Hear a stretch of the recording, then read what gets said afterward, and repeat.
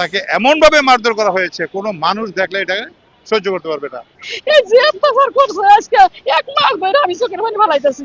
শিশুকে মা পরকীয়ার কারণে, আসলে হুম। মূলত পরকীয়ার কারণেই এই ঘটনা ঘটছে। হয়তোবা তিনি আরেকটা বিয়ের চিন্তা ভাবনা করতেছেন এবং এই বাচ্চাটিকে তিনি মনে করতেছেন তার পথের কাঁটা।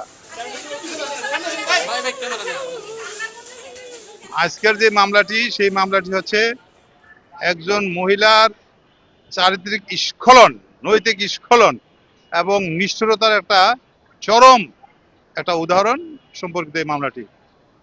একজন মা তার 2.5 বছরের শিশুকে একদিন নয়, 2 দিন নয়, আমরা অন রেকর্ড দেখছি যে মাসের পর মাস বিভিন্ন সময়ে নিষ্ঠুরতম কায়দায় এক ঐতিহাসিক ধরনের আচরণ করছেন, মারছেন, হাত পা বেঁধে, তারপরে বিভিন্ন ভাবে যতটা নিষ্ঠুর হওয়া যায় এমন ধরনের আচরণ করেছেন। তার মুখ রক্তাক্ত, তার দাঁত রক্তাক্ত, ভাঙা, শরীরে বিভিন্ন স্থানে তাকে আঘাত করেছেন।